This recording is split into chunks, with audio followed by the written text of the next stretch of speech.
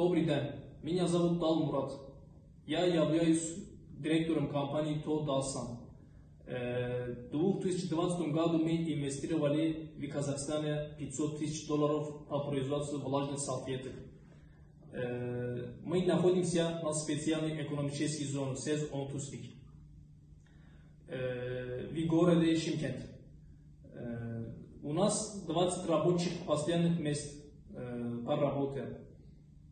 В будущем у нас по всему Казахстану есть продажи. Наши дистрибьюторы, через дистрибьютор мы работаем.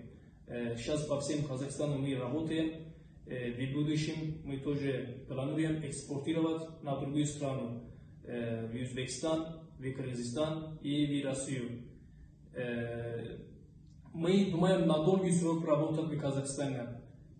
Кроме влажных салфеток, мы думаем для взрослых подгрузники и подгрузники для детей. Инвестировать мы тоже планируем.